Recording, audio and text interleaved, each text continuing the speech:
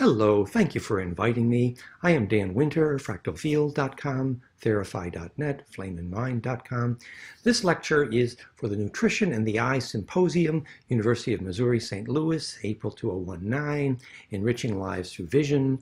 The title of this lecture is Fractal Charge Implosion, Key Frequencies Ultimately Feed the Eye and Cause Vision. We want to thank and acknowledge Dr. Stuart Richer, iDrRicher.com and OcularNutritionSociety.com for this invitation.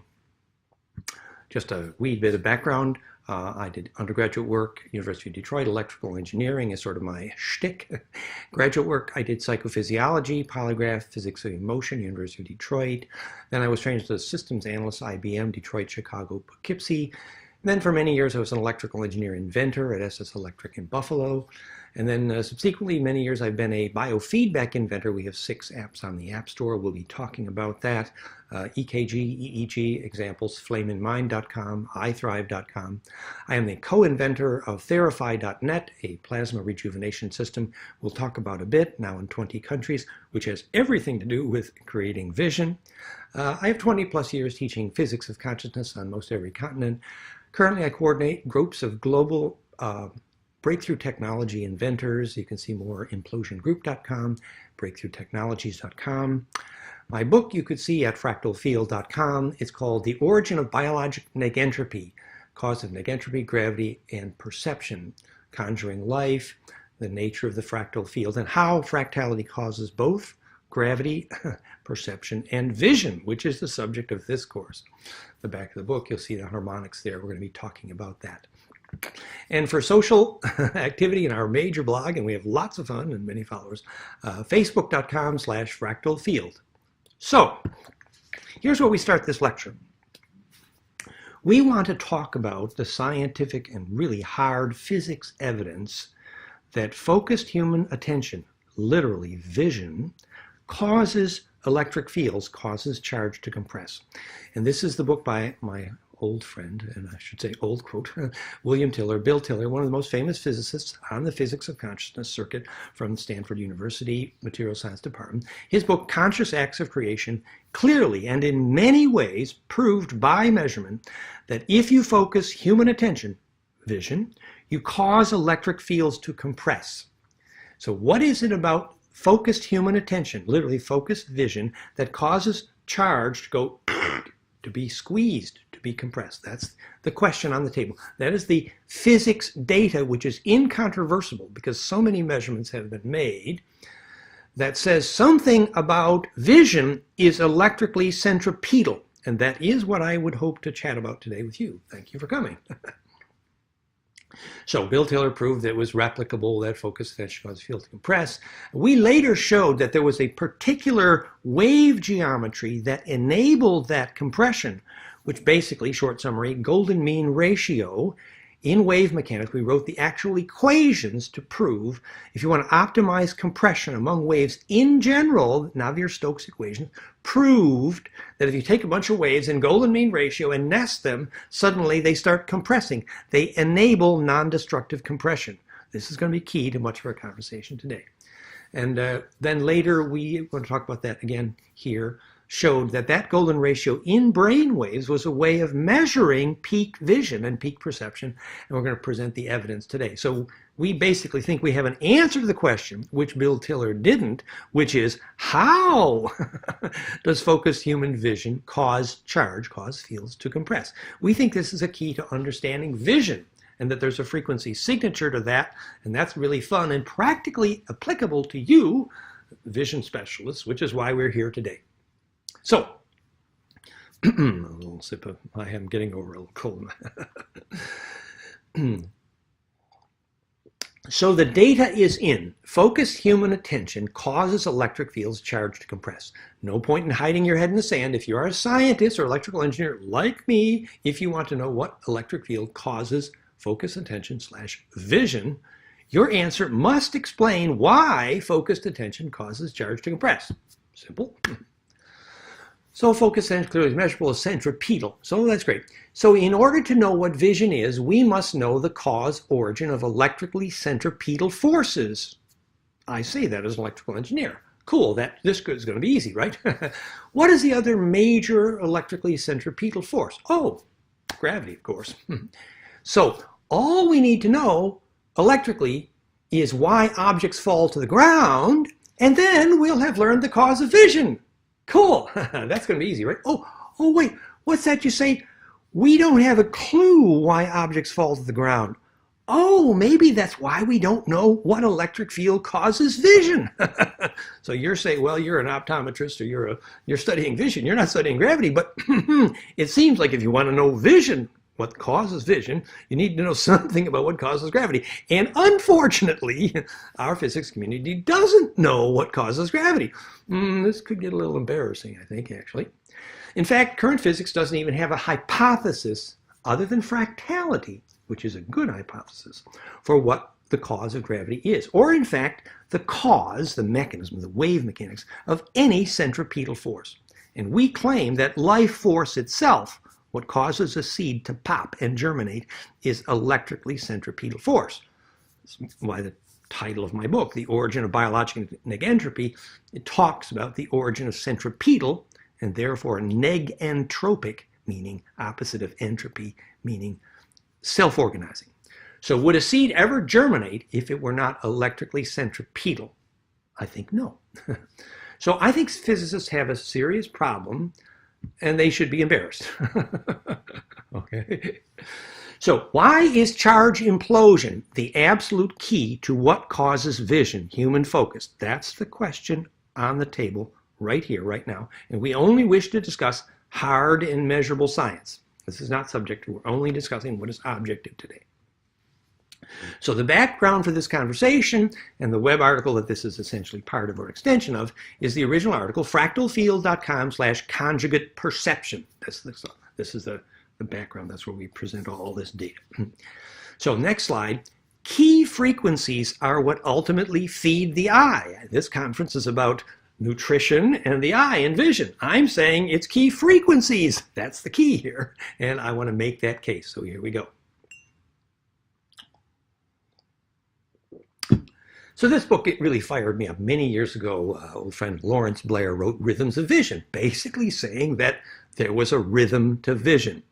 And if you take that to its logical extension, that means there's a frequency signature defining vision. And that's what I'm here to prove right now. So vision clearly is related to charge implosion, perfected charge collapse. Now you would think that physics, being a bit arrogant, would know the cause of perfected charge collapse. Einstein announced that if he understood perfected charge collapse, then he would have the unified field. Unfortunately, no one ever told him what a fractal was. And now that we know that fractality, mathematically, by definition, is perfected compression, you would think some scientists would have asked the question, what is a fractal electric field? Perfected compression by definition, because then they'd have answered Einstein's dilemma. In fact, we say that perfected compression is the answer to virtually every single problem, social and scientific. For example, urban design, architecture, computers, mathematics, perfected compression cells, how to share space, perfected sharing. And we're even going to say how to get through death, how to do alchemy. Perfected compression is a solution to every one of these problems. Here we go, guys. This could get fun. So, we're saying vision is charge collapse perfected. And I am saying, and this is my new equation, which I'm about to present to you, I'm just presenting it now, that if you start with Planck length and time, which all of physics is absolutely key is the musical key signature of the universe. You go 1,000 light years in any direction, the Planck length and time is the same. Planck length and time is a wavelength in both length and time, into which every wave that physics has ever measured divides evenly. You could call it the key signature of matter. In other words, nothing is smaller. So that is the basics of my new book, Origin of Biological Negentropy. Hello, slight little ad here. This is financial disclosure. I'm advertising my book, fractalfield.com, Origin of Biological Negentropy. Oh, the PDF is free, fractalfield.com, or it's available in print or course, Amazon, whatever. So the core of that book is my new equation entitled The Origin of Biological Negentropy, which is, if you take Planck length and time, the musical key to everything physics knows about, times golden ratio to integer n. In other words, simply powers of golden ratio. In other words, take Planck and keep multiplying by golden ratio, and then you're done. So you are not allowed to tell me that my new equation for the origin of negentropy is complicated, because it ain't. So this is the definition of all fractality. And many physicists already agree fractality is the cause of gravity. I call this recursive constructive adding and multiplying of waves, which is the definition of golden ratio. I call this the conjugation of phases. Let's have conjugal relations, dear. No, phase conjugation. So fractality and phase conjugation are the same thing. It is self-similarity perfected, therefore compression perfected. And this is our key to perception. And oh, by the way, it's the key to gravity too, which just happens to be a little side benefit. Okay, so just presenting a little bit of evidence.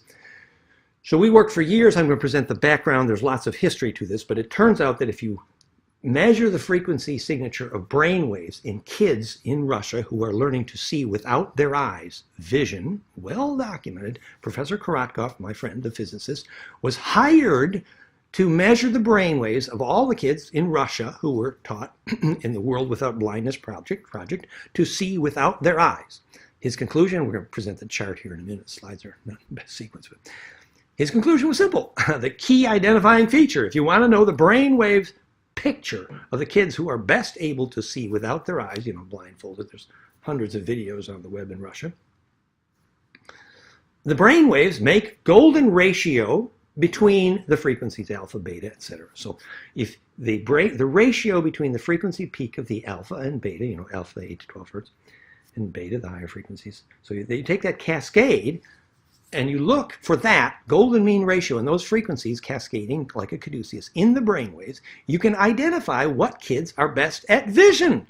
And we're going to present other data in that too. The mind mirror people also showed golden ratio, and there's lots of history to golden ratio and brainwaves. So this is the basis for our new invention, flameinmind.com, which is the world's most powerful brainwave biofeedback software, iOS only, flameinmind.com, to teach vision. Simple little sunglasses. You put on your sunglasses, that's what they look like, and you measure your brainwaves. It's very cool. I'll bring the gadget over here in a minute. So this is me on the screen. This is my brainwaves, and I have discovered at this moment that my new brainwave device is working. And I had a little Bliss experience. And when you measure that, here, this is the alpha in green. Here, see the frequency labels. You can see it.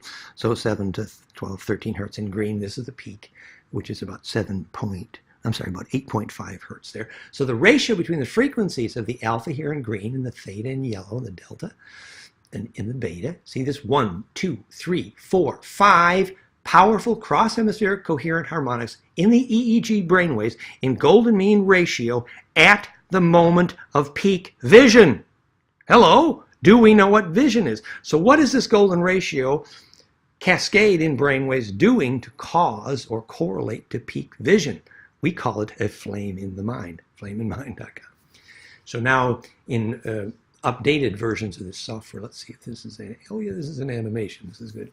So in updated versions of this software, here you can see there's another golden ratio cascade. We also identify the front versus back brain dominance because we know the famous sports literature called in the flow, that if you want to be highly reactive, that is, be instinctual and very fast reactions, you need to be in the flow. And in the flow, after lots of research, is defined by when the back brain, amygdala, reptilian brainstem, is dominant. So we display front brain versus back brain, a full channel EEG, in addition to right, left hemisphere here.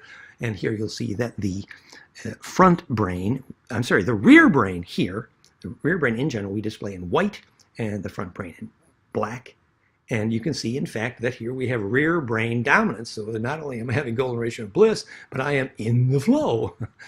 So we're going to talk a lot about this, but essentially, if you take my equation, again, we'll see more detail, Planck and just keep multiplying by only golden ratio, you get this particular cascade of frequencies here, 30 hertz, 19 hertz, 11 hertz, et cetera, et cetera.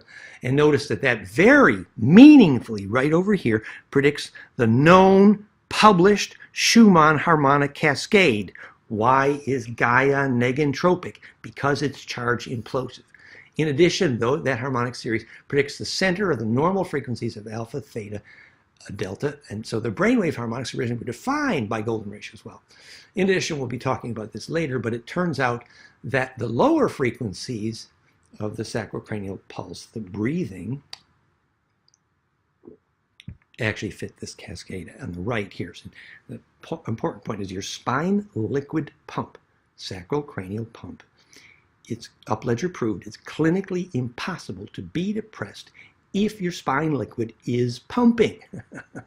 And your spine liquid pump has these tidal waves, which are well known and published and studied extensively. In the center of the bandwidth of the tidal harmonics of the spine liquid pump are in fact predicted by, again, by my equation. So it's a caduceus snake charmer, you know, you get the metaphor. It's fun and it's profound, and we can measure that not just in the Flame in Mind, but more directly. We measure it in our heart rate variability apps, ithrive.com, ithrve.com. So, let's see how long my voice is going to last here.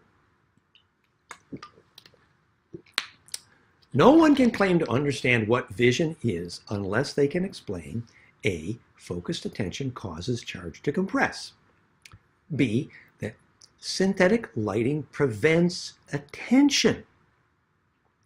So this is the point of this slide is my old friend John Ott's book, Health and Light, in which he measured and showed replicably that if you take out the poisonous frequencies, the frequencies that do not feed the eye, if you take out the poisonous fluorescent lights from your child's classroom, and the pink light is worse than the blue, there's all kinds of literature. This was very well studied.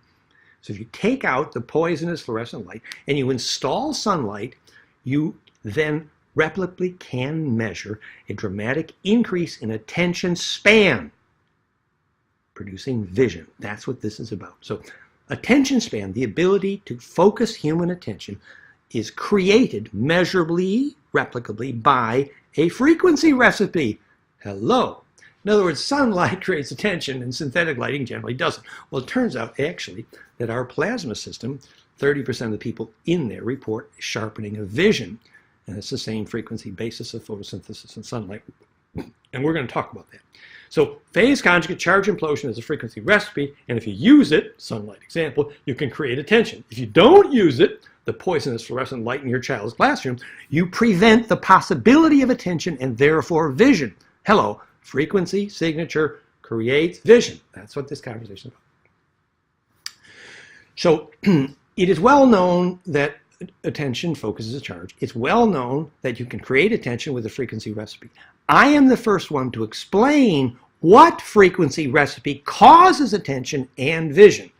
Golden ratio times powers of Planck times powers of golden ratio, charge implosion, negentropy, causes vision, and we're going to see that in the frequency signature of photosynthesis, which also fits my equation in one moment. So, how does implosive charge compression, phase conjugation, fractality cause perception and vision? How? Here's my equation. Now, this is a bit fine print, guys. Apologies. And this is more physics than you had in mind for today as well. So apologies. And you can see all this at fractalfield.com. But I just want to summarize. So if you take my equation, top left, Planck times powers, integer exponents of golden mean ratio, called phase conjugation, defining fractality, you take Planck times golden ratio. What you get are 3 exact radii of hydrogen. You get the exact wavelength of adenosine diphosphate, ATP, ADP, the most important molecule in the body, in the switch. And you get the exact only 2 frequency peaks that cause photosynthesis. I'll show you the picture of that in a second. You get exactly the British foot and the definition of sacred dimension, because sacred dimensions actually are only a way to produce charge implosion, the definition of the sacred. you get virtually exactly the known Schumann harmonic cascade.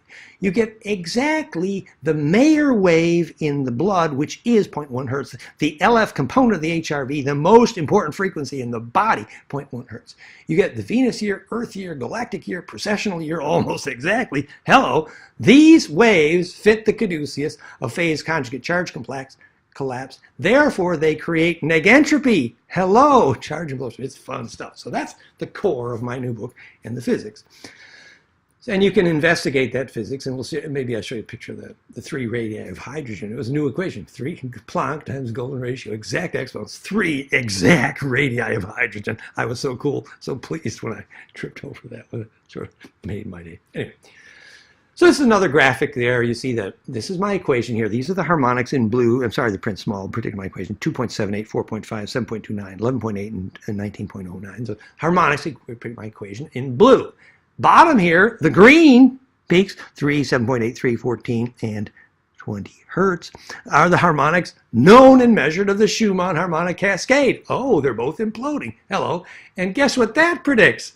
The exact frequencies of the brainwave harmonics, again, Golden ratio, which produce vision, I mean peak perception. If that's not a frequency recipe, I don't know what is. In fact, the Schumann harmonic cascade is the brainwave harmonic cascade that produces bliss, perception, peak perception, and vision.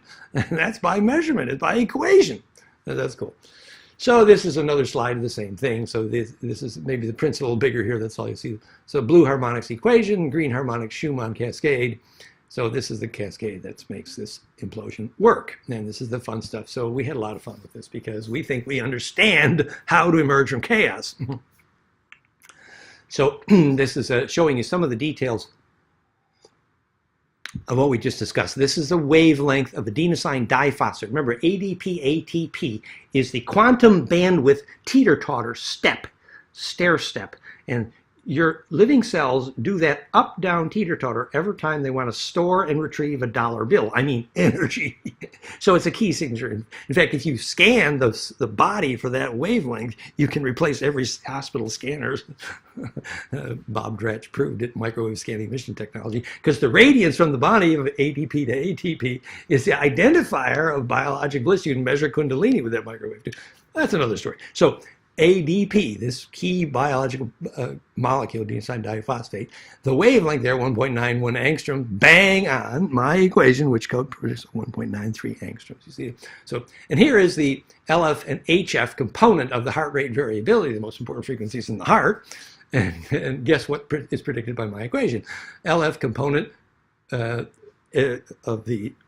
which is also the Mayer wave, by definition, the natural resonance frequency of the blood, so there's nothing more important about blood flow than Mayer wave, which also is the key frequency to breathe, which produces the 0.1 hertz, called the Mayer wave, which is the HRV-LF, which is the only definition of heart coherence, even in the simplistic work of the Heart Math Institute. They only teach 0.1 hertz breathing, that's it.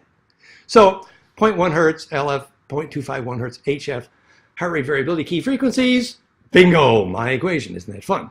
So, I'm just showing you the detail now. Remember, we're talking about the spine liquid pump, sacrocranial pump therapy. The therapist puts their finger on the spine liquid, the fascia, and inserts their attention, which is centripetal. And I have seen children have a miraculous cure when 8 different sacrocranial therapists hold they do point holding. They touch and hold the body on the fascia, and they add their attention, and the sacrocranial pump emerges from chaos. Because of the centripetal force of their attention, sacrocranial pump therapy, upledgers work. We taught this in Iceland and Italy and all over, speak at those conferences.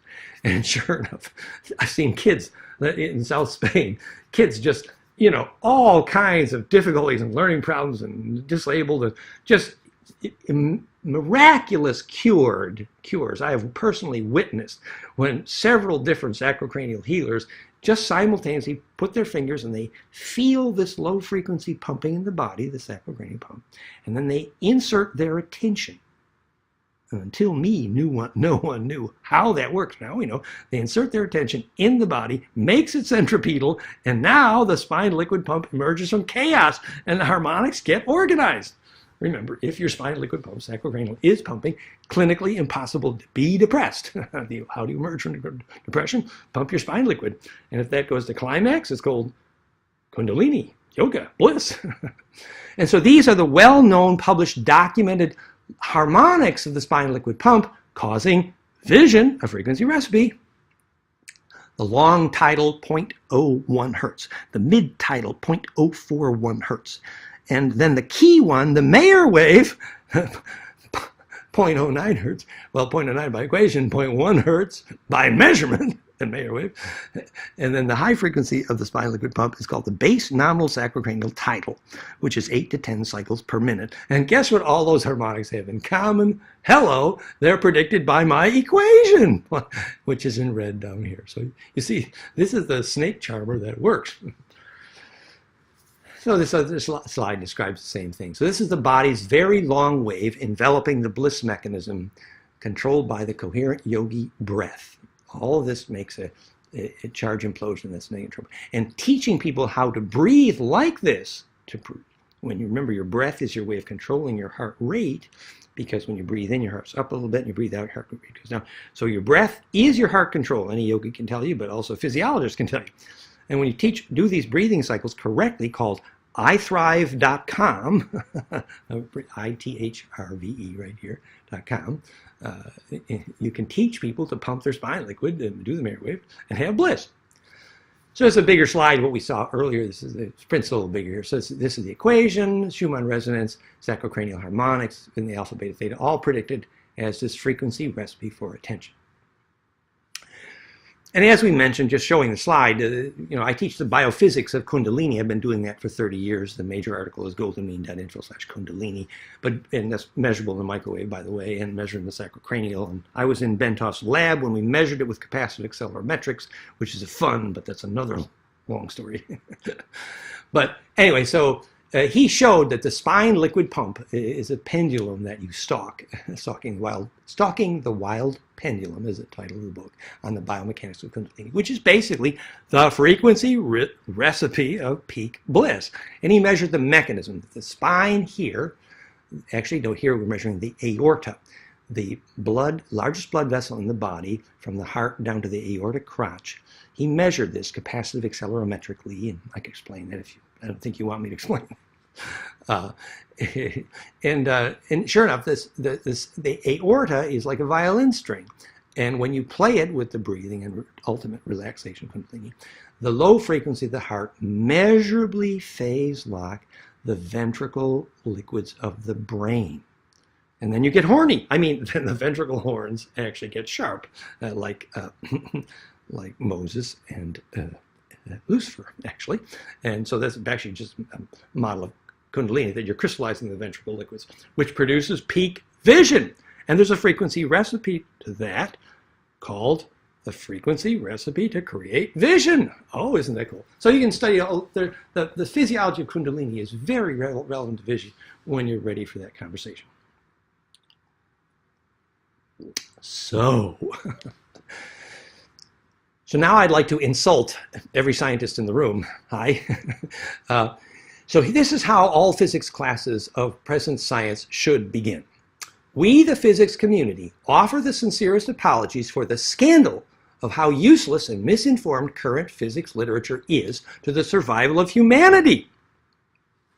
We need to warn our children in advance that unless they answer these urgent questions, completely obscured by the idiocies of modern physics, there is little hope for the survival of our species. We recognize, these physicists at least should, how shocking it is after decades of arrogance when in fact our physics community currently does not know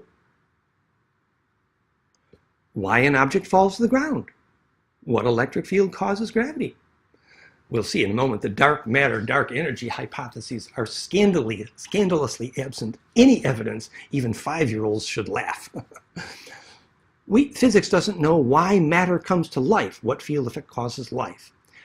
Physics doesn't know why anything emerges from chaos. Remember, even though in phase conjugate optics it's been measured replicably that you produce negentropy, but no one has a clue why. So, It is like a horror movie having physics classes teach kids that the whole universe is condemned to entropy. Oh, scares the hell out of me. I'm not sending my kids to those classes. No, because we know the origin of biologic negentropy. Oh, it just happens to be the title of my book, excuse me. Physics doesn't know what holds anything together.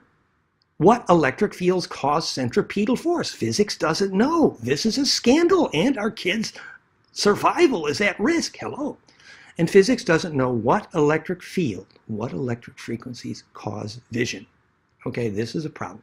So physics also doesn't know, and that's the climax of this literature, what part of your aura can survive death measurably. And this is the climax of this work. So if you implode, hey, Ave, the breath of charge takes flight, perfected charge distribution conjugates longitudinal EMF. And that's just a clue to the next part of this lecture. So, science agrees, see the magazine covers here, the symmetry of mass in the universe is clearly arranged as fractal and dodeca. Okay, so here is New Scientist magazine right here, announcing the universe is fractal. And by the way, many physicists already agree fractality causes gravity, but they don't know how. And here is Nature magazine announcing the universe is dodecahedron, which is, by the way, if you stellate a dodeca inside out, outside in, dodeca ecosa, dodeca ecosa, dodeca ecosa, the only possible 3D fractal, this is our star mother kit. goldenmean.info/kit. So if you stellate a dodeca ecosa, recursively, you produce the only possible three-dimensional fractal, which, by the way, is this picture on the cover of Nature magazine, announcing that's the geometry of the universe.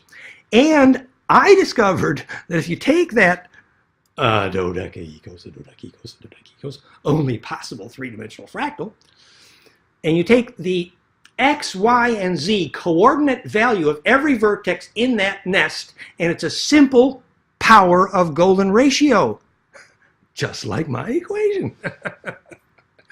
So, what I'm saying here is, if that's the exact geometry, that's, first of all, science agrees the universe is dodeca and the universe is fractal. Nobody argues. Cool. And that just happens to be exactly the geometry which phase conjugate gravity theory predicts would cause gravity, and by the way, vision also. So this is exactly the geometry which phase conjugate gravity theory predicts would account for the extra gravity present. In other words, physicists had this problem, and it puts the dark matter fantasy in the trash. Physics had the problem. There's too much gravity around. Oh, I think there's probably too much vision around too. They didn't account for that one either. So there was too much gravity around, so physics came up with this ridiculous idea, which 5-year-olds should laugh, and they call it dark matter. They don't have any data, no evidence, no nothing. It's just that there's too much gravity around. We need an excuse for that. We're going to call that excuse dark matter, and we're going to fantasize for a while. That's called dark matter. So I say that idea goes in the trash, because now we know where the extra gravity came from. The universe is dodeca, and the universe is fractal, proven in physics. And now we know, thanks to me, that dodeca fractality is the cause of gravity. Anyway, I just think it's cool. I think it's fun. And I like, teasing these guys a little bit. So, and the other point I would make is that the golden ratio theory of gravity, and therefore vision, also says that if you measure velocities faster than light, they will be golden mean ratio multiples times the speed of light. That's what my theory of gravity requires. Well, it just so happens that Professor Raymond Chow very famously made hundreds, or at least lots, of measurements with called superluminal, faster than light tunneling. Actually, tunneling is actually recursive embedding, which is actually phase conjugation. And so he measured these tunneling velocities faster than light, and sure enough, they were almost all his measurements were between 1.5 and 1.7 times c, the speed of light. Guess where golden ratio is? 1.618 times c, the speed of light. In other words, Professor Raymond Chow proved my theory of gravity already. So, and therefore vision. So I call this symptoms of Einstein-induced insanity. Remember, I promised I was going to insult every physicist in the room. So, so symptoms of Einstein-induced insanity by Dan Winter, fractalfield.com. A, not having a clue why objects fall to the ground. Perfected charge compressions, golden ratio, recursive, constructive, heterodyning of phase velocities produces the acceleration of charge towards symmetry center, named the gravity, and vision. And B, the other symptom of Einstein insanity, thinking the speed of light is a speed limit. In fact, velocities faster than light are routinely measured, we just talked about it, Raymond Chow. C, thinking it takes infinite energy to go through the speed of light. No. Phase conjugation produces superluminal longitudinal electromagnetic, the bottom right picture here, which we hope to discuss. So it doesn't take infinite energy to go through the speed. Not if you phase conjugate down to the Planck threshold right here and take the transverse wave to the longitudinal electromagnetic right here at the Planck threshold, then the energy required to go through the speed of light is perfectly efficient. And there's optimized translation of vorticity. And so the physicists are wrong. It doesn't take infinite energy to go through the speed of light. Sorry. D, thinking all action at a distance is spooky. This is a quote from Einstein. He was wrong. Action at a distance is not spooky.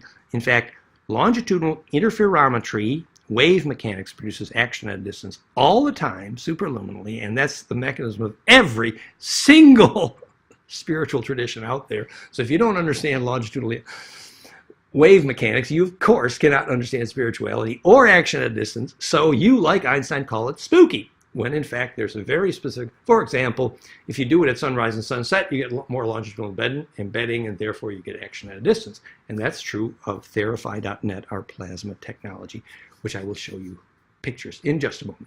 So action at a distance is not spooky. Sorry, Einstein, wrong term. F, not having a clue what the ether is made of. The ether is a universal compressible media which behaves like a superfluid, and it is a compressor superfluid whose only property is that it stores inertia of compression. And that compression and rarefaction of the ether's compressible superfluid is called charge.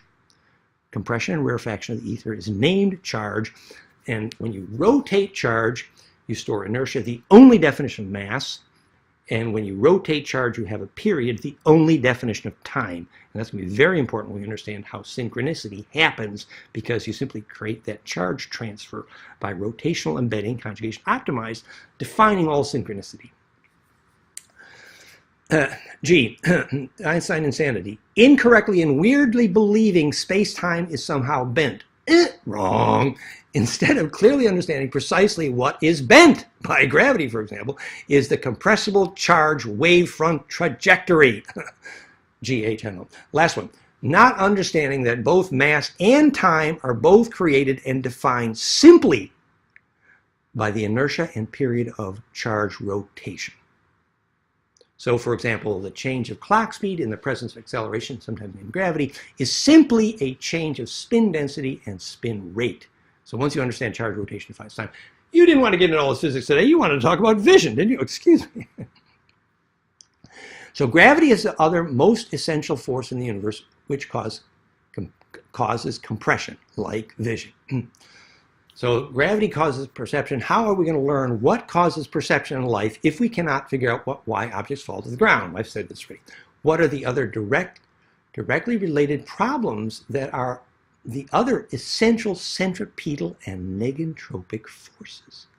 Life force, consciousness, vision, perception, electronegativity, photosynthesis.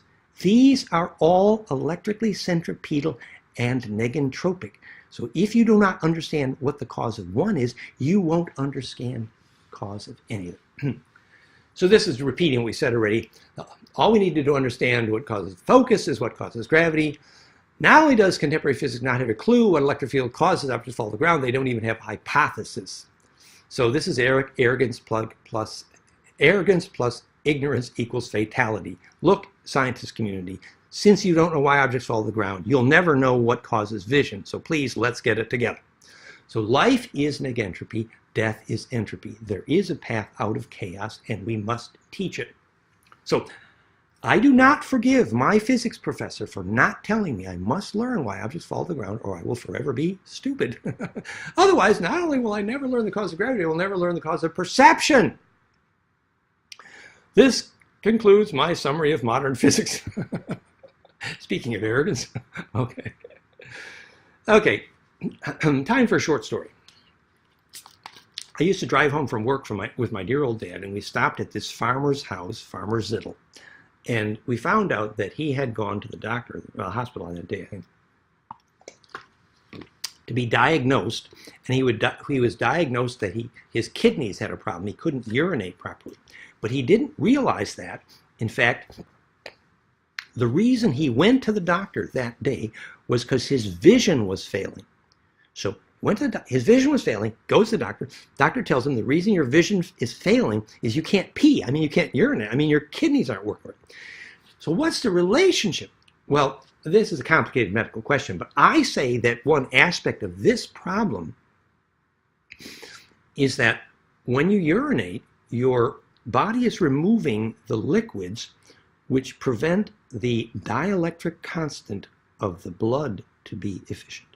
This is electrical engineering. Maybe you didn't want to hear electrical engineering today. I'm sorry, I talk like an electrical engineer. But dielectric constant is the efficiency of the insulator between the plates of a capacitor, which allow the capacitor to ring efficiently. And that is why your clothing in your house must be made of biological material if you want to have vision.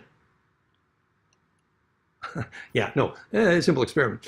The same experiment in which you remove the sunlight from your kid's class and you created vision, attention. I mean, sorry, you install sunlight in your child's class, you create vision, perception, attention span measurement. Then you tell those same children, now take off your shoes. Get grounded. All grounding is access to fractality, charge distribution efficiency. So grounding is access to a fractal for electricians and psychologists. So you get the charge distribution efficiency, grounding, by taking off your shoes, and you create vision. It's been measured. Finland, they had all the kids take their shoes off. Oh, revolution in the classroom. Hello, what was that? It's called grounding. Read the book Earthing, which is to say, get in phase discipline with the Earth, access to charge distribution, perfected fractality, and that phase locked to ground, book Earthing, will create vision. It's a frequency recipe. Next thing you do, tell all those kids to take off their synthetic clothes and their metal and install only natural fabrics. Same thing Steiner schools knew decades ago. And you will create vision. Why? Well, actually, they knew that the kids should only touch living fabric and they should only touch wood and natural stone. The children should never even touch anything synthetic. And the reason is the dielectric constant, because charge distribution efficiency is required for vision. So if the kids are installed in a Steiner school, which is, they got the plastic out of there, they got the metal, the electrosmog out of there, and it's all natural fabrics, and they're only touching wood and stone, natural fabrics, then suddenly their auras can unpack efficiently because the natural materials have a molecular distribution which is called fractal. Remember, every molecule wanted to join that fancy club called life, and so it rearranged itself into a fractal, achieved charge distribution efficiency called dielectric constant, natural material, and then the auras of the children could breathe in and out. They could inhabit the space. And then they had vision. So these are all examples. So there's my equation on top. Many scientists, Einstein for example, agreed that perfected charge collapse causes gravity. What they don't know until me is what symmetry, phase conjugation, fractality perfected, causes this charge implosion and mechanism of creation and neg entropy. Many scientists, Stuart Hameroff, Science Conscious Right, agree that perfected charge collapse causes consciousness. This has also been studied. What they don't know until Dan Winter is what symmetry, phase conjugation, fractality perfected by my equation causes this charge implosion, the essential mechanism of charge collapse, and therefore perception and vision, which is negentropic.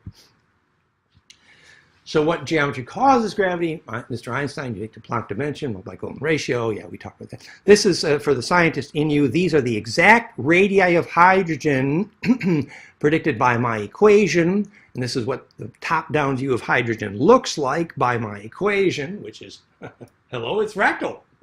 The center bond of every rung of DNA, also hydrogen in the center of water, fractal. And this is the published Science Journal version of my article, Compressions, the Hydrogen Atom and Phase Conjugation, I wrote with Martin Jones and Bill Donovan, and showing the origin of the hydrogen atom and perfecting compression and phase conjugation by equation. So those are the hard physics. In a way, Einstein correctly identified how gravity is caused. He said the unified field solution was infinite non-destructive compression, charge compression. So if he had known what a fractal was, he would have had his answer. And now, thanks to my equation, we know mathematics correctly describes fractality as infinite compression. But physics, until Dan Winter, failed to describe what is a fractal electric field, fractalfield.com, which is phase conjugation. So the full article on the physics of gravity, fractalfield.com/conjugate gravity. And this is the table of contents of the published physics paper we published on this question, compressions, the hydrogen atom, and phase conjugation, published in the General Science Journal and elsewhere. And this is the web article version of fractalfield.com/mathematics of fusion. And by the way, Mr. Einstein, not only is it possible to go through the speed of light, it is fatal not to. Only an aura coherent enough to implode, phase conjugate into longitudinal and faster than light EMF has any chance of lucid dreaming and taking memory through death. So this is, if you really want to visualize it, remember, if you want to know what a lucid dream is, if you want to know what through death is, if you want to know what ancestral memory is, if you want to know what healing at a distance is, if you want to know what any action at a distance mechanism is, if you want to learn the ultimate military secret, it's right here. You take a transverse electromagnetic wave up here. I don't have my slinking here, but it just goes up and down. So that's a transverse wave right here. And you take that inertia down this golden spiral on the perfected cone, which I proved is how hydrogen works. And that spiral down a cone in hydrodynamic physics is called optimized translation of vorticity, the definition of golden spiral in hydrodynamic physics.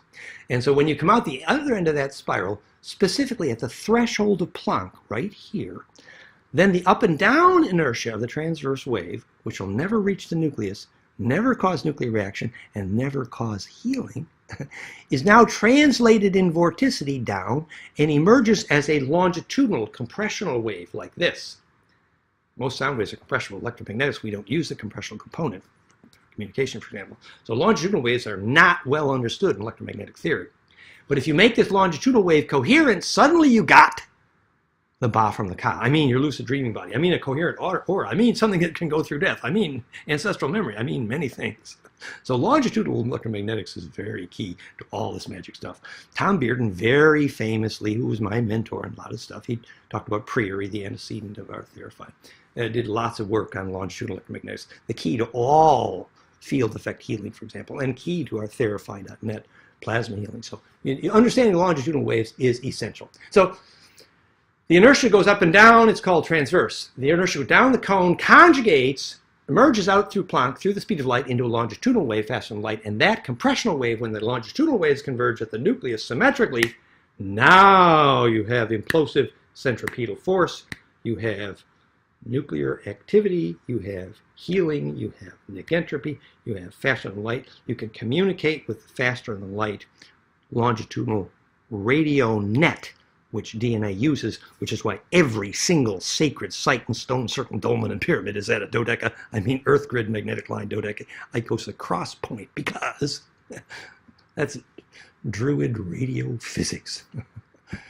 Oh yeah, we saw the slide already, we'll keep going. So, this is just a little graph of the microwave path down the famous EM drive, electromagnetic drive, microwave propulsion, which NASA knows they can make gravity with a microwave cascade, but they don't know the cause of gravity. Oops!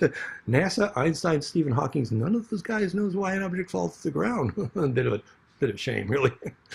But anyway, if you make a map of the cascade down the microwave path, trapezoidal, inside the famous EM drive, guess what that is? Phase conjugation, charge implosion. That's how you make gravity. And one example is the EM drive. Let's go through. So I was telling you, Tom Bearden, famously talks about you got to make longitudinal waves if you want to do any healing electromagnetically. He calls it gravitobiology, because not only are longitudinal electromagnetic waves the mechanism of all healing and basically implosion, therefore vision, but they are the gravity waves. You need to read the book, Gravitobiology. So, you know, Tom Bearden is an antecedent to my work on longitudinal waves and healing. There's more pictures. You see how the cascade. This is the top-down view of DNA. So if somebody actually asks you, well, you know, you're 5-year-old, why do objects fall to the ground? What you do is you show them this top-down view of hydrogen right here. This is, I wrote the equation. This is the top-down view of hydrogen. Nobody can argue. 10 spirals of golden mean right there. And it's a top-down view of DNA and every living protein and Earth grid, zodiac, and the masses of the universe. Top-down view, all the same. So if you take that top-down view and you add and multiply the wavelengths between the wave nodes recursively, constructively, which only golden ratio allows, which is why only golden ratio causes negative entropy and gravity and vision, is when you add and multiply recursively, constructively the wavelength, which is recursive constructive interference, recursive heterodyning, which is how adding becomes multiplying, defining heterodyning, and defining golden ratio, suddenly you find yourself, you're not only adding and multiplying wavelength, but you're adding and multiplying phase velocities. The speed of the wavefront, like what happens when a surfer is shot like a gun through the tube when the wave collapses. So the phase velocities add and multiply recursively constructively. Also, only when golden ratio is the symmetry. And that adding, multiplying the phase velocities is named charge acceleration created by golden ratio compression. And charge acceleration is the only definition of gravity. I'm done now. No, I mean, you know, if you're going up in an elevator, the gravity you feel, there's no experiment can discriminate that from gravity. So if you know how you've created acceleration from compression, suddenly you know why objects fall to the ground. And this we talked about here too. This is the Health and Light book. This slide should have been earlier. So, you know, fluorescent light, Health and Light, John Ott. So the frequency signature of vision is related to lighting, because, and if you perfect the lighting based on photosynthesis, and we'll see that slide in a moment, you'll create vision. So this is just to say that I am not the first one to say that phase conjugation causes perception. I am the first one to evolve a wave mechanics. But Steve Lehar, who I know, he's a pretty cool guy, he wrote The Constructive Aspect of Visual Perception, is famous. The principle of visual reification, in other words, visual self-correction, he calls it a reverse grass fire algorithm. Reverse grass fire algorithm. Leads to a phase conjugate mirror principle of perceptual computation. Well, if a physicist were to answer how you create waves to bounce back on themselves constructively, how you design a paint that'll bounce radar, for example. Oh, big military secret, excuse me. You create phase conjugation. And when he was studying the physics of perception, you know, the waves are bouncing back constructively. He calls it reverse grass fire algorithm. Isn't it cool? So phase conjugation and perception, I am not the first one. So this is another example of publications of Steve Lehar on phase conjugation, the mechanism of perception. Basically, charge implosion. So this is some pictures here. This is the, if we have a lens, this is an early version of the brainwave device, and you see there's a harmonic cascade. This is a lady in Australia who had an intense bliss experience, harmonics and golden ratio. Currently, this is available on flameinmind.com. And this is another visual. So basically, if you get the photon is traveling as a donut, it's a toroid, and for photons to nest, perfect embedding, golden ratio, phase conjugation, and embeddability optimized is how the little donut embeds non-destructively in the big donut, which is basically the origin of heart mechanics and brainwave mechanics. In fact, all implosion mechanics, and therefore all mechanics. So you make the little donut golden ratio of the bigger donut, and then the little donut can live inside the big donut non-destructively. Oh, you're in the mind of God. And so you make pictures of that. Make my model work here. Embeddability, and that's not Playboy magazine. So now I want to just give you one more example. We're talking about creating vision. So this is another evidence of a phase conjugate model of perception and vision. So we're using the dyslexic brain as evidence of phase conjugation. Remember, phase conjugation was those vortex, they implode at center. We call that two pine cones kissing noses. So here's the two pine cones, the two vortex nests perfectly. Visualize the electrical relationship between the two hemispheres right here. So sharpening perception must sharpen where the two pine cones kiss. So now we're going to use dyslexia as an example. So in the normal brain, it is known that there's actually less wiring across the corpus callosum than in the dyslexic brain. You can check the literature, check me on this, but the literature concludes that the amount of wires, nervous connections between the right hemisphere and left hemisphere is greater for the dyslexic. However, that slip knot of where those wires cross is not tied so tightly. Result? Dyslexics are generally more creative. Da Vinci! More information gets from right brain intuitive to left brain logical. Remember, right brain intuitive centripetal. Right brain intuitive centripetal. Left brain logical centrifugal. So it has gone through the vortex, and it's the vortex that does the sorting. The logic is how tight you tie the slip knot. So with the dyslexic, there's more creativity, more gets right from right left, but less focus, less ability to sort. That's very important. So, because in dyslexia, the two pine cones do not come to such sharp focus, because there's more wires there. So, evidence that I'm right about this is that if you teach, and this is my friend Deborah Lawrence, her book Infinity Walk, and the website is infinitywalk.org, and here's the slide, and we teach seminars on this, that if you do a figure 8 walk, now what you're doing is as you walk around a figure 8 with some discipline and hopefully rhythm, going clockwise and then counterclockwise, alternating, and when you cross that center, you're tightening that slip knot. So you teach children, this is actually therapy that's play, it's wonderful and they love it. So you teach children to do this activity, but then also ideally they are putting their opposite hands on opposite knees as they're walking this disciplined figure 8. And then ideally you even see how he's doing this. He's watching the TV or watching a screen perpendicular to. So you create absolute with respect to relative vision. And if you do that exercise correctly, after just a minute or two, the top center of your head will get hotter because you're forcing the blood flow across hemisphere, just like is medically known for the cross crawl. You teach a kid to cross crawl and they learn to read quicker. The same thing. So if you teach a child who has dyslexia how to do this infinity walk therapeutically for, I don't know, 10, 20 minutes a day for like a week, in a week or two, the dyslexic child will have advanced in reading skills by several grade levels. It's been measured many times. So that's old news. The information I'm presenting here is why. Because when you did that cross crawl, did the figure 8 in your brain blood charge flow and tightened that slip knot, you sharpened the perception because the phase conjugation sharpened the pine cones kissing noses. Now this is a more esoteric, and I'm just going to do this briefly. This is more advanced, but they found that in Mexico and Brazil, I'm sorry, Mexico, that the Olmec stone heads, seen top here, were made of a basalt stone, which is volcanic, which they had to drag 60 miles. Why did they go that much trouble? They said the volcanic stone was sacred, but actually the basalt stone, in order to hold the plasma of ancestral memory, was high dielectric constant. And that's what I'm saying is the key, actually. And that's how statuary actually can hold plasma, and therefore you see the eyes glow in the eye sockets. And it's quite a story, but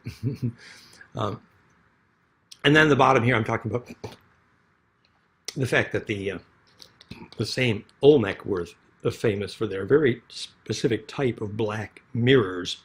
And we now know why, because John Dee's showstone, scrying stone, and the black coating in the bottom of Nostradamus' scrying cup were the same black mirror, called a phase conjugate mirror. And there's a whole lesson here on how that creates vision.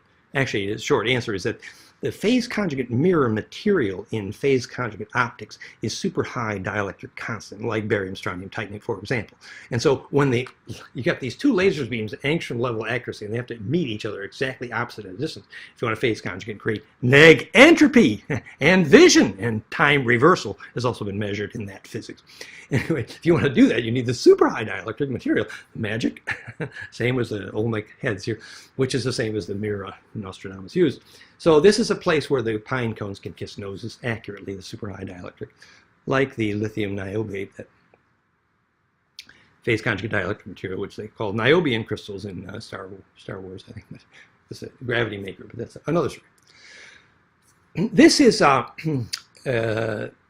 just a slide from Korotkov I was describing earlier. The slides could be reorganized, but Korotkov, he's measuring the frequency signature of the brain waves of kids who are able to see without their eyes. And he says the dominant feature is golden ratio in brain waves. That is the point here. That to get the brain wave major harmonics, alpha, beta, theta, delta, into golden mean ratio identifies peak perception and vision. And so golden ratio identified vision, and also here is the mind mirror brainwave literature, very old, in which they identified the peak perceptive creative state, and they actually made a map of the alpha right here. That's on the right here. That's alpha, and that's beta. And this is the picture of the brain wave alpha beta that causes a peak vision. And in fact, the ratio between the frequencies here to here is golden ratio, even though the mind mirror people never figured that it was golden ratio. Their picture had the ratio in it, even though they never knew. So this is some of our earlier work on brain waves and this brainwave signature. This is my work, parallel work on the EKG, harmonic cascades, and EKG, which we will talk about later. I'm credited in the medical literature for inventing the concept of heart coherence, because I invented the mathematics for measurement of internal phase coherence called the Cepstrom second order power spectra. We don't need to go into this technical. So this is the history of measurement of creativity and bliss. So even when you place binaural beat sound in golden ratio, you create peak vision. This is an audio frequency recipe for vision. So actually, it's well known, of course, you create this like sub 1 hertz, very low frequency heterodyne between the sound of the right hemisphere, sound of the left hemisphere, and then you make a cascade out of that. Now that frequency is too low to hear, and the wave interference in your headphones is happening only in the liquids inside your head. It's called binaural beat, and this is huge. There's hundreds of websites with binaural beats sound recipes for making bliss. Just happens that we have the best one, binaural sound cascade heterodyne for making bliss and vision, a frequency recipe for vision, the title of this lecture. And if you go to flameinmind.com and click on Flame in Sound, you will see that frequency recipe. And by the way, you don't have to buy the brainwave device. You can very cheaply just buy the sound component. So we're going to talk more maybe about that. But so this is from the mind mirror literature, brainwave picture of bliss based on golden ratio brainwaves. Now we're getting to Therify.net. This is our plasma system, about 3 years old. Now we're in 20 countries creating rejuvenation. What do? We took my equation, those frequencies, and we stuck it in plasma. Now we're done. Well, we did it broad spectrally. We sort of started with Prairie and Tesla and Rife and Lakowski, and we extended that because we discovered they tripped over phase conjugate frequencies, but they didn't know the system. So we did it far more accurately, far more broad spectrally than, say, Lakowski, and we made something far more powerful. And we stick those frequencies in plasma. We create time reversal, rejuvenation, phase conjugate, negentropy. Paul, my co-inventor, Paul Harris, Therify.net, did some study and he concluded that 30% of people who emerge from this Therify plasma report sharpened vision. And this is what it looks like, Therify.net.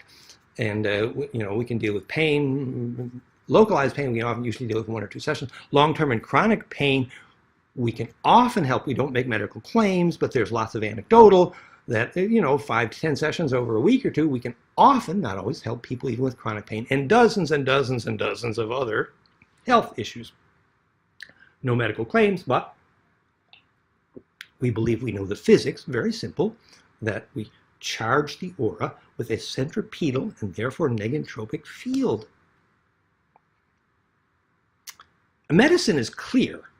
Cold atmospheric plasma is therapy for hundreds of wounds, health issues, cancers. Well, what is the best way to make plasma stable and cold? Golden ratio neg entropy. In fact, Schauberger knew the moment his device, his vortex implosion, was about to make water, was about to make voltage from gravity, when it spontaneously gets colder. Guess what the tips of our tubes? They spontaneously get colder. Why does phase conjugate charge implosion, literally implosion, spontaneously get colder? The same way every single zero-point energy device works. Because it gets negentropic. What is negentropy? Negentropy is the opposite of heat. So anyway, this ability to, self-organize negentropically, one key that is working is spontaneously get colder, like all these hydrogen energy devices. That's another lecture I do. This is just a slide showing you. I wanted to show you. Here is a frequency recipe for vision. I mean, this is a frequency recipe for photosynthesis here on the right, okay? So if you do a graph of how much photosynthesis do you get in the rainbow spectrum, photosynthesis happens in the orange, 691 nanometer, and in the purple, 427 nanometer. If you want to prevent photosynthesis, use green, okay? So that's why every living plant is green, because it spits out that photon that travels as a torus, and the torus tilts. And if the torus enters the cone of the eye, where perception is, color is perceived as in a cone. Well, if you're an electrical engineer like me, you know that you can only use a cone as an antenna for one thing: measuring phase angle or tilt. So the photons got to be traveling as a torus, because in physics, every wave travels as a torus. So anyway, photosynthesis is identified and proven. If you take those two frequencies, 427 nanometer and 691, they're exactly Planck times integer exponents of Golden ratio. Golden ratio, the 136 and 137 power exactly times Planck predict the only two frequencies that make photosynthesis happen. This is not coincidence. This is my discovery. Photosynthesis is phase conjugate and negentropic, and that is also a key to life, implosion, negentropy, and vision. Now, on the left side slide here, we have a more advanced hypothesis, which will be, of course, controversial. On the right, nobody can argue. How are you going to explain the only two frequencies of photosynthesis, phase conjugate to Planck? Only my equation answers that question. But on the left, you could have controversy. We say that the cause of color is the same physics. The reason color exists, the reason rainbows exist.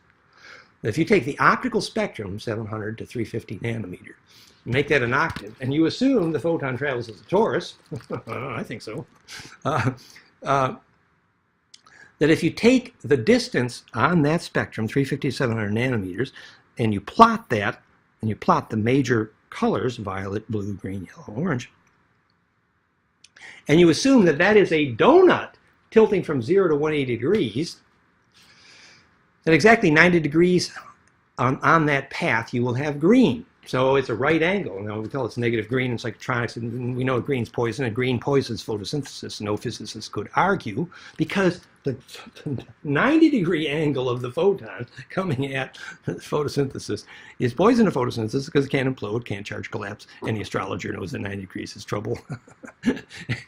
Anyway, so, but if you take, but all the other colors, orange and violet, are 45 and 135 degrees, cubic angles, and yellow and blue are exactly 63 and 117 degrees. So just scratch your head about it. Guess what the inside versus outside angle of the face of a dodecahedron are? 63 and 117 degrees. In other words, rainbows exist. Color exists because photon toroids phase conjugate at the Planck threshold, and that's the reason rainbows in color exists. Now, you can call that a hypothesis. I call it physics. This is more from the cover of my book.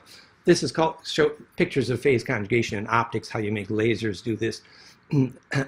So basically, it's called four-wave mixing, that when you get lasers to converge in exactly a cube, they phase conjugate. And if you take the top-down view of that cube, you see the shadow of a hex, which is pairs of primary colors. And this is why four-wave mixing becomes, here's a practical example. Agnihotra only works at sunrise and sunset because you get this right angle to the sun, and you get longitudinal embedding, and you get healing and negative entropy and magic and fertility. It's really cool. But this is getting advanced, so we're going to move along here. So I'm giving examples now of the big right angle phase conjugate cross point in vision. Here is the optical chasm, and here's that threshold now. But whether you actually have constructive interferometry here, which is actually conjugation, you could make the case that interferometry does not happen at the optical chasm, but maybe at some spectra it does. But of course it does happen in the spark gap between the hemispheres. So, in speaking of the spark gap between hemispheres, so this is from the spiritual literature and the biomechanical literature. Sharpening perception must sharpen where the two pine cones kiss noses. And then there's a whole pineal story as a pine cone, and you could imply that metaphor.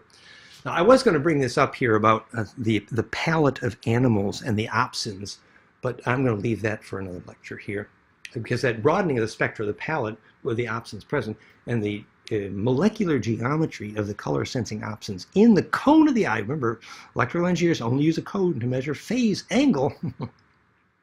The only place color is perceived. So there's a whole fun lecture there, but that lecture, and that then relates to why the concentration of the rods versus cones present this phase conjugate climax point in the fovea. But again, advanced material. So examples of commercial success of my book, Origin of Biology. So my equation produced commercial success. That's the point here. Therify.net, our plasma system producing rejuvenation in 20 countries and growing fast. The Imploder.com, we do this in water implosion. I'll show you a picture maybe. And our FlameInMind.com, we do it in brainwaves. And then we do it FlameInMind.com/FlameInSound. We do it in binaural beats. iThrive.com, remember, we're only using my equation for any of these commercial devices. iThrive.com, we teach breath harmonic cascades to pump the sacrocranial. Again, that same equation. And then we also have technologies for charge implosion as propulsion and as carbon nano energy generation. That's advanced material. We're not going to go there here, but we have many teams involved. This is some examples of the binaural sound programmability.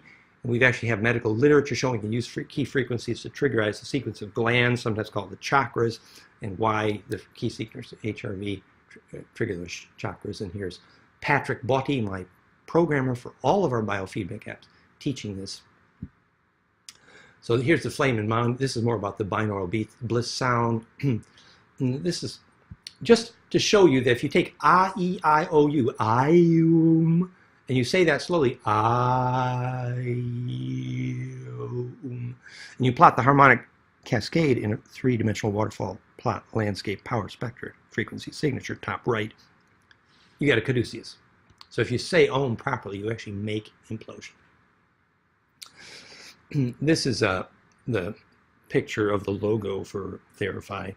It says, the actual picture of the phase conjugate fractal wave function depicted between the two plasma tubes, Therify.net. And on the bottom it says, we apologize if the medical association did not know what their logo was for. Okay. So this is talking, now we're going to apply this to life force, and we'll go quickly here because we're running out of time. But so life force, the seed really will not grow unless it electrically is implosive because it can't suck in the next nutrient. That's the key. So if you make the charge field more centripetal, more implosive, you create life force. So this is our, I took my equation and I did CAD-CAM for 20 years. And I made a perfected implosion vortex nozzle called Schauberger's Dream. And I built a water vortex implosion technology called theimploder.com. We can typically produce 50% more increase in plant growth, especially hemp, marijuana. And also the dramatic reduction of molecular cluster size, increased spin density, solubility, hydration effect is wonderful for human nutrition. Solution of hydration is many diseases for the imploder. And even for a spa and a bath, it's powerful. And so you can see that we have several devices, a shower, and we add magnetics for centripetal force magnetically. Now, the end of this lecture is about death. And the question is, how do you create vision through death? And I'm going to show you how that's measured. We have Korotkov's here. Do I have, yes, Korotkov's book. So we're on slide number 72. So Korotkov's book is 79. So this is the book, Light After Life, and this is my friend Dr. Korotkov. It's called Die Seele, the soul in German. And this is measurement of how many hours it takes the aura to leave the body if you use cadavers and GDV for fingertip Kirlian, now called BioWell. And D, we conclude that Tibetans are right, 10 and 36 hours is when your aura leaves the body, and this is what your ghost looks like. Now, if you want to get into that distribution of vision through death, what is the physics? Well, so there is strong evidence that the fractal conjugate electric field causes vision is the same as the fractal conjugate little electric black hole which allows memory through death. Let's start with the data. Ray Moody, I love him. He's a hero. I lecture with him in Italy all the time. Lightafterlife.com. He's wonderful. So he has abundant data. Medical surgeons, many of them have documented clinically for sure that if the death is relatively peaceful, the visions seen at death will be electrically contagious. That means medical doctors standing over, somebody's dying, and suddenly they're all seeing the same thing. Vision. We're here to study the electric field that causes vision. Oh, we just happen to have tripped over the electric field that causes successful death. That is not an oxymoron. So why are the visions seen at death electrically contagious? We know the Hopi, the sacred tribes, the ancient, all put their sacred burial grounds and their pyramids and their Agnihotri and their labyrinths and their cathedrals and their druid phone calls and their aboriginal songlines and dream tracks, all at Earth grid magnetic line cross points, the dodecaecos Earth grid, where you embed longitudinal.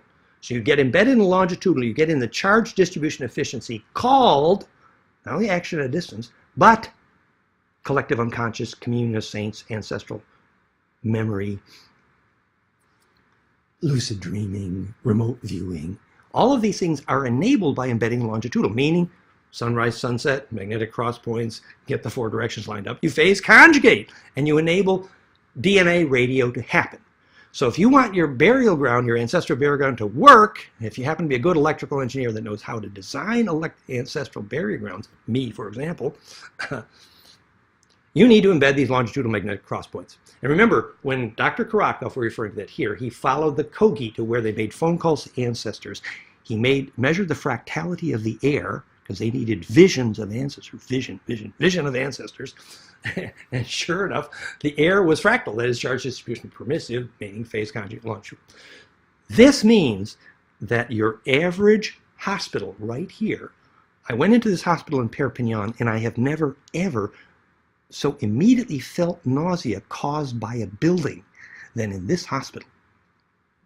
I had synthetic everywhere, dead air, lots of electrosmog, the wrong frequencies everywhere, preventing vision.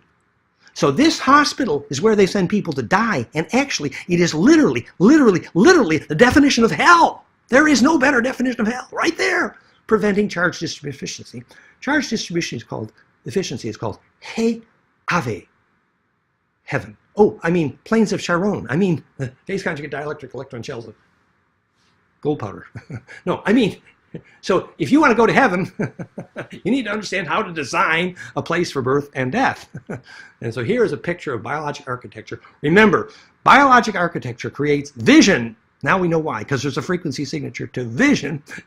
And we have the best curriculum for biologic architecture on the planet, goldenmean.info/architecture, which starts with fractality and African architecture, which is well known. And so there we talk about 3 different ways to measure charge fractality in air. It's very simple. You need to decide if your architect should get a paycheck. Pretty easy, right? You go into the building and you measure the charge in the building to determine if that would cause a seed to grow, and therefore allow a child to have Vision! And here's how you do it. 3 different ways to measure charge, fractality, and space. And you can predict in advance which building will cause a seed to grow. Therefore, whether an architect should get a paycheck. We might have to burn down we have to throw out the library in every architecture university on the planet, but I think that's a good idea, actually. So here's air in a poisonous space, a square metal building. The air is not fractal and charge distribution is prevented. That can be measured with Kirlian, GTV, or our power spectra technology for measuring life force in space, which is all part of flameandmind.com. Here's the same measurement, except in a sacred stone circle or a circle of trees. And look at charge distribution is enabled. So 3 different ways. And then there's the electric field ability to make life. So here's plants, a seed caused to grow. Here's a flower caused to stabilize. This is how you make life force with that frequency recipe, the same one that causes vision. And these are examples of the measurements of life force in sacred space available from flameandmind.com. We spectrum analyze a microvolt, and we can tell what building or tree is going to be alive or dead. In the background here, you'll see the blue, which is the frequencies that should be there because they're Schumann, and here's the white. Those are the frequencies that are there. And so that's how we analyze this. And this slide we showed you already. So then just to finish this thought here. So here is Heinrich Kluwe on the right, and he's interviewed hundreds of people who have just died. LSD experiences, but mostly near-death experiences, NDE. And he said, what did you see? They said they saw a lattice, a cobweb, then a tunnel, then a spiral, and then it started over. So there's a geometric map to successful dying. And actually, recently, a friend of mine, I'm honoring Dan Schreiber here, died, and he came back through his lucid dreaming partner and confirmed that not only was this correct, but that he heard the audio heterodyne hum sound buzz that went with this, and we know why. So not only is there a vision of death, but there's a sound of death, and we know why. Because the successful black hole required is phase conjugate fractal charge implosion. So, and we credit the artwork here from the famous. And so this is the lattice cobweb tunnel spiral, and now we know why, because you're seeing the braiding algorithms of DNA, the sequence of visions of lattice. You take a cube, you tilt it up, and you make a dodecahedron. So you go from lattice to cobweb, which dodec has a center. And then you take that dodeca down a helix, and that makes a tunnel. And then this helix comes to a point, which is DNA. And then it comes to a point, and then you have a spiral. And then you do it over and over and over. And all you're doing each time is adding a superposed axis of charge spin symmetry, the only possible definition of going to the next dimension. And so basically all death is doing is creating a black hole. It's very simple. So to die successfully, you must create a successful electric black hole. And that enables you to create a charged space, rearrange the biological materials, be pantafractal, and make a magnetic map, to make a building that will enable successful death and vision. Thank you very much. I'm Dan Winter. I'm ready for questions. Appreciate it.